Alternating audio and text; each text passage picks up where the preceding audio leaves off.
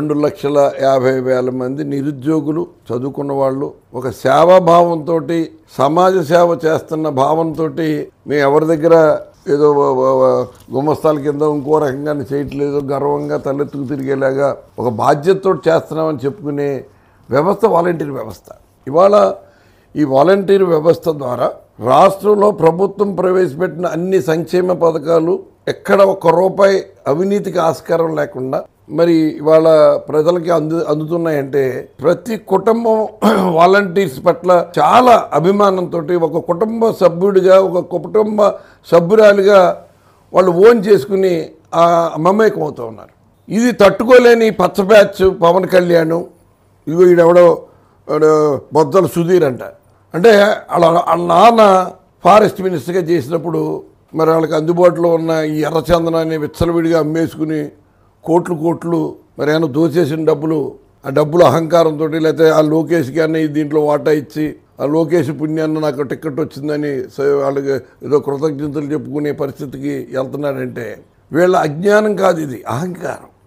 ఇవాళ రాష్ట్రంలో జరుగుతున్న వాలంటీర్ వ్యవస్థను పట్ల కేరళ లాంటి చైతన్యవంతమైన రాష్ట్రం కూడా ఇక్కడ అధ్యయనం చేసి మన రాష్ట్రంలో మనం ఇటువంటి వ్యవస్థను ఏర్పాటు చేసుకుంటే మనం అందించే పథకాలన్నీ ప్రజలకి సక్రమంగా డెలివరీ అవుతాయి కదా, ప్రభుత్వానికి మంచి పేరు వస్తుంది కదా అనే ఆలోచనతో పలు రాష్ట్రాలకు సంబంధించిన బృందాలన్నీ కూడా ఇక్కడికి వచ్చి అధ్యయనం చేసేస్తున్నారు ఐఏఎస్లతో సహా.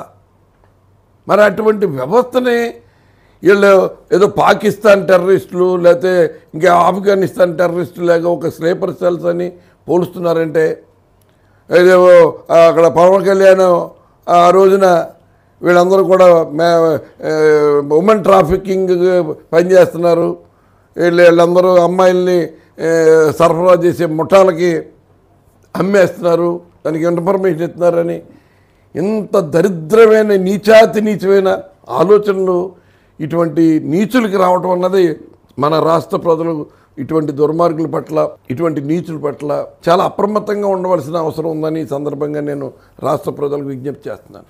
వాలంటరీ వ్యవస్థ ద్వారా ఈ ప్రభుత్వానికి మంచి పేరు వస్తుందన్న విషయాన్ని వాళ్ళు జీర్ణించుకోలేక అటు పవన్ కళ్యాణ్ అంటే ఇటువంటి పనికి మళ్ళా సన్నాసి ఎవడో బొజ్జల సుధీర్ అడికి ఏమన్నా అసలు బుద్ధి జ్ఞానం ఉందా? అడు మనిషేనా? ఆయన పశువుతోటి పోల్చాలి అటువంటి పెదవాళ్ళని. మీరు వాలంటీర్ని అంత ఘోరంగా మాట్లాడారంటే ఎంత దుర్మార్గం. వాలంటీర్స్ అంటే ఎవరు? మన పిల్లలు కదా, మన చుట్టుపక్కల ఇరుగు పొరుగు పిల్లలు కదా, మనం వాళ్ళ అంత నీచంగా మాట్లాడడానికి ఎవరికైనా సంస్కారం ఉన్నవాళ్ళు మాట్లాడతారు ఎవరైనా? చాలా దుర్మార్గంగా మాట్లాడతారు. దీని వెనకాల చంద్రబాబు నాయుడు చంద్రబాబు నాయుడు అభిప్రాయం. మన చుట్టుపక్కల ఇరుగు పొరుగు పిల్లలు కదా, మనం వాళ్ళ అంత నీచంగా మాట్లాడడానికి ఎవరికైనా సంస్కారం ఉన్నవాళ్ళు మాట్లాడతారు ఎవరైనా? చాలా దుర్మార్గంగా మాట్లాడతారు. దీని వెనకాల చంద్రబాబు నాయుడు పచ్చ మీడియా అభిప్రాయం కానీ ఈ పచ్చ బ్యాచ్ అభిప్రాయం కానీ వాళ్ళు వెళ్ళగొక్కుతున్నారన్న విషయం ప్రతి ఒక్కరు కూడా తెలుసుకోవాలి.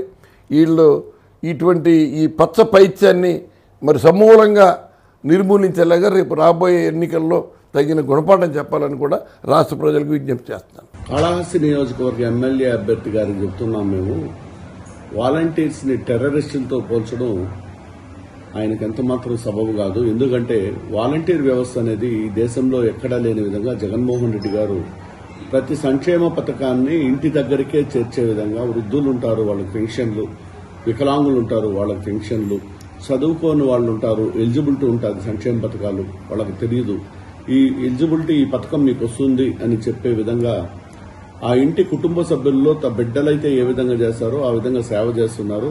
అటువంటి వాళ్ళని టెర్రరిస్టులు, స్లీపర్ సెల్స్ ఇట్లా నీచ పదజాలం వాడడం ఆయనకు ఎంతమాత్రం సబబు కాదు. రాజకీయ కుటుంబం నుంచి వచ్చిన వ్యక్తి ఇంత చీప్గా బిహేవ్ చేస్తాడనటం చాలా దరిద్రంగా ఉంది ఆ మాటలు వినడానికి కూడా. మరొకసారి ఇటువంటి రిపీట్ అయితే అతని గురించి ఇంకా ఘోరంగా మాట్లాడాల్సిన అవసరం ఉంటుందని తెలియజేసుకుంటున్నాను.